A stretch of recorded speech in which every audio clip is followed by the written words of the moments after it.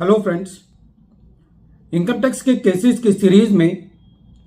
आज जो केस हम डिस्कस करेंगे वो इस चीज को लेकर के है कि यदि सेक्शन 148 का नोटिस डिजीज्ड एसएससी के नाम पर भेजा जाता है तो उस नोटिस की सेक्शन 159 के मुताबिक क्या वैलिडिटी है।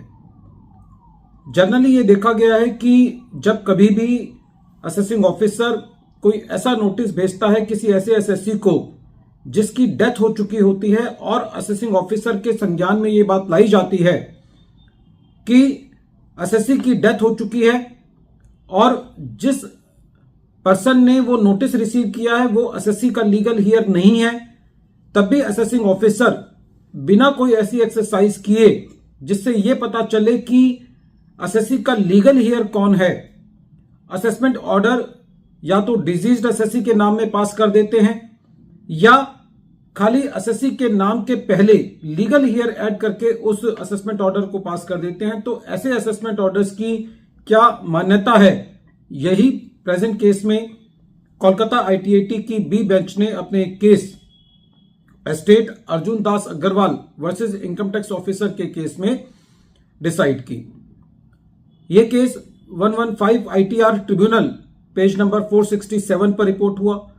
और इस केस का जजमेंट बहुत ही रीसेंट जजमेंट है जो कि 10 सितंबर 2024 को आया। प्रेजेंट केस में जो डिजीज्ड एसएससी था उसने अपनी लाइफ टाइम के अंदर अपनी इनकम टैक्स की रिटर्न फाइल करी असेसमेंट ईयर 12-13 की और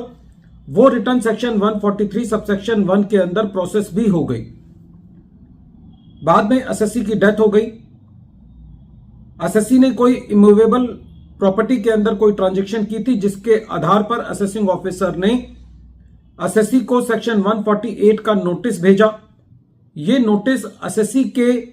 सन इन लॉ को रिसीव हुआ। सन इन लॉ ने असेसिंग ऑफिसर को ड्यूली इंटीमेट किया कि एसएससी की डेथ हो चुकी है, एसएससी का डेथ सर्टिफिकेट लगाया और उस लेटर में यह इंटीमेट किया कि जो सन इन लॉ है वो किसी डॉक्यूमेंट या किसी कोर्ट ऑर्डर के मुताबिक लीगल हियर नहीं है,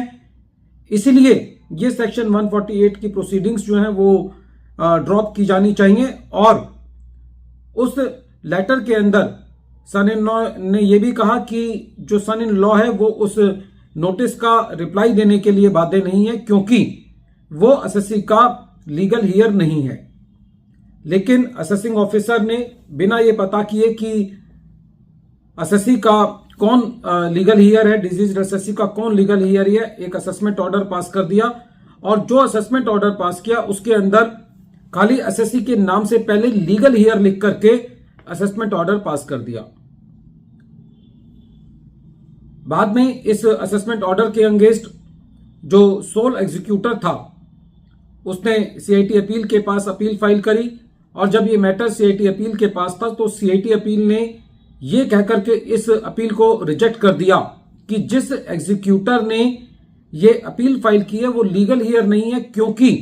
अभी जिस विल के आधार पर उसको सोल एग्जीक्यूटर बनाया गया था वो विल अभी अनडिस्पोज्ड है कोर्ट ऑफ लॉ के अंदर। बाद में कोर्ट ने जो एसएससी के सन इन लॉ को लीगल हियर बना दिया और फिर सन इन लॉ ने ट्रिब्यूनल के अंदर ये अपील फाइल करी और ये कहा कि क्योंकि ये ऑर्डर एक डिजीज्ड एसएससी के नाम पर पास किया गया है और जो नोटिस था वो भी एक डिजीज्ड एसएससी के नाम पर है तो इसलिए इस ऑर्डर को और इस असेसमेंट प्रोसीडिंग्स को क्वेश किया जाना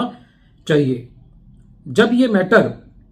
ट्रिब्यूनल ने सुना तो ट्रिब्यूनल का ये कहना था कि जो सेक्शन 159 सबसेक्शन 2 क्लॉज बी है वो ये कहता है कि यदि कोई प्रोसीडिंग्स किसी डिजीज्ड एसएससी के नाम पर चलाई जाती हैं तो वो उसके लीगल हियर के नाम पर कंटिन्यू हो सकती हैं और सेक्शन 159 सबसेक्शन 3 ये कहता है कि जो लीगल प्रोसीडिंग्स हैं वो लीगल हियर के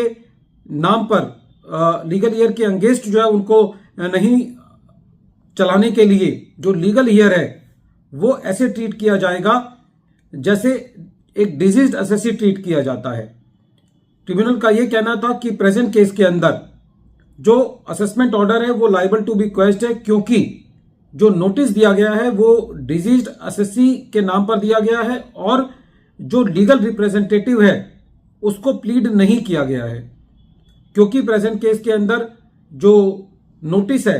सेक्शन 148 का वो लीगल हियर के नाम पर इशू नहीं किया गया है, वो डिजीज्ड असेसी के नाम पर दिया गया है। इसलिए ये सारी की सारी असेसमेंट प्रोसीडिंग्स जो हैं वो लायबल टू बी क्वेश्ड हैं और इस केस के अंदर जो असेसमेंट ऑर्डर पास किया गया है वो किसी स्पेसिफिक नाम पे पास नहीं किया गया जिसके अगेंस्ट इसको एनफोर्स किया जा सके। तो प्रेजेंट केस में सारी की सारी assessment proceedings null and void है। वीडियो के अंत में एक बार फिर मैं केस का नाम रिपीट कर रहा हूं। केस का नाम है estate Arjun Das Agarwal versus income tax officer और ये case 115 ITR tribunal page number 467 पर रिपोर्ट हुआ। मैटर कोलकाता ITAT की बी बेंच ने 10 सितंबर 2024 को डिसाइड किया। Thank you friends.